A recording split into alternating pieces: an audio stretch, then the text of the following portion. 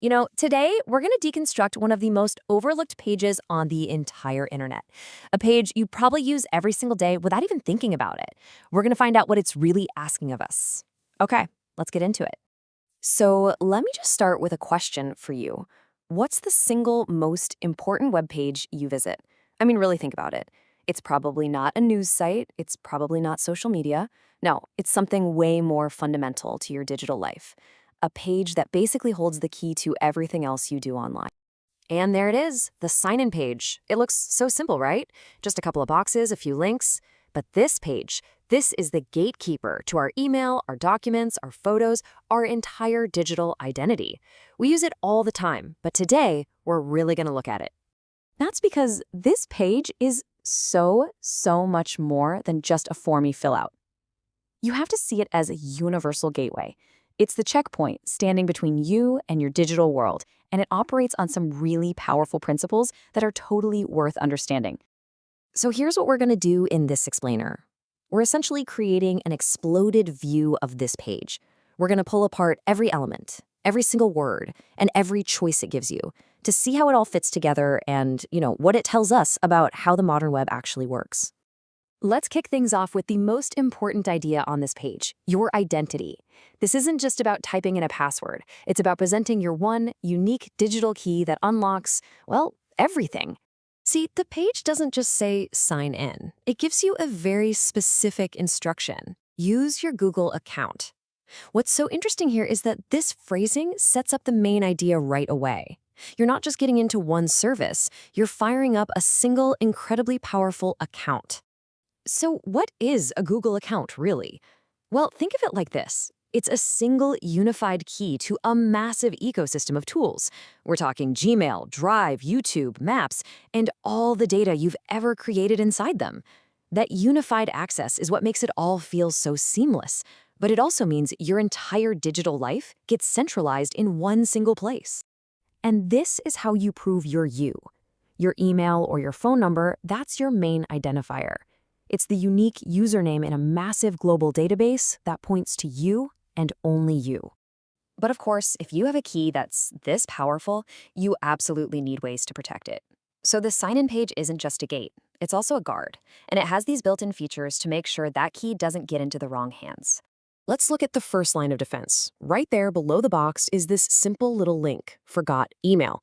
This is the system's safety net. It's an acknowledgement that, hey, even the most basic piece of info, your digital name, can be lost or forgotten, and it gives you a way to get it back. It's a critical security feature we totally take for granted. Now, this is fascinating. The page itself is giving you security advice. It's actively trying to figure out your situation by asking, not your computer. This whole idea is what you could call situational security. The page gets that the context of where you're signing in matters a lot, and it nudges you to be safer. And this lays out exactly why that matters. On your own computer, a trusted device, everything's built for convenience.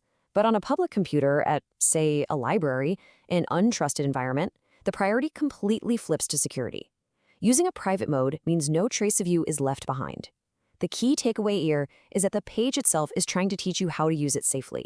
Okay, let's shift gears to the part of the page that basically everyone ignores, the fine print. The stuff at the bottom. This isn't just clutter, it's the contract. It's the official rules of the road for using that powerful digital key of yours. Tucked away at the very bottom are these three little words: help, privacy, and terms. They might look like standard legal links you see everywhere, but they actually represent the entire legal and operational framework you're agreeing to every single time you sign in. So let's break this down real quick. Help is basically your user manual. Privacy, this is the big one. It tells the story of your data, what's collected, how it's used, often to personalize things and show you ads. And terms, well, those are the rules of the game. That's where you agree to what can get your account suspended. These are the foundations of your digital citizenship on this platform. And when do you officially sign on the dotted line? The moment you click Create Account. That click isn't just making a login. Nope. It's your digital signature on that contract laid out by those three pillars. From that point on, you're playing by their rules. So, zooming back out, what have we learned here? This incredibly simple-looking page is actually built on three massive concepts that define our relationship with the digital world: identity, security, and agreement. And that's really the anatomy of every single sign-in. First, you present your unique identity with your email or phone. Second, the system wraps that identity in layers of security. And third, everything you do from then on operates under a binding agreement. All of that is happening on this one little page. So the most important thing to realize is this: signing in isn't just a mindless habit. It's an active choice. It's a daily transaction where you present your key, you confirm your identity, and you reaffirm that you agree to the rules of the entire system.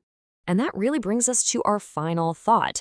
The next time you land on this page, and you will, probably in the next 5 minutes, just take a second, look at the pieces we talked about, and just ask yourself, what am I really agreeing to right now? What does this key I'm about to use truly unlock?